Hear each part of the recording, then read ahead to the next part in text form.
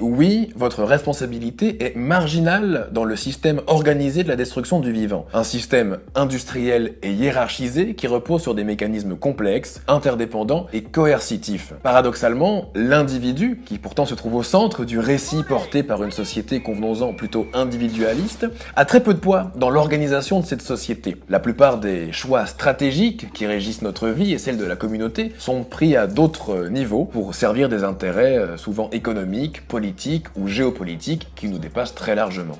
Ce n'est pas le consommateur qui a choisi, après la guerre, de transformer les industries chimiques en opportunités économiques pour le secteur agro-industriel. Toujours pas le consommateur qui s'est battu pour démanteler les transports en commun au profit de l'automobile, de son lobby et de celui du pétrole.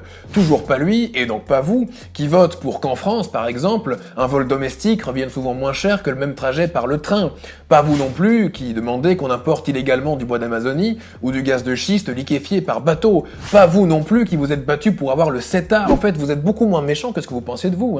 Non, il faut d'urgence arrêter avec cette idée que le consommateur est le premier responsable de la crise écologique. Dans la chaîne de production, il est même le dernier responsable. Non, non, non, non, non, non, non, non, non, non. Et il adapte le plus souvent ses choix en fonction de l'offre et de son revenu. Cette vision autoculpabilisante et individualiste de l'écologie, c'est du pain béni pour les grands industriels. Nous n'avons pas le temps d'attendre que chacun fasse sa petite révolution intérieure, et surtout pas avec cet ouragan médiatico-publicitaire qui emporte encore un peu plus de nos neurones chaque jour. Bref, si la réponse n'est pas individuelle, elle est donc nécessairement collective, donc politique.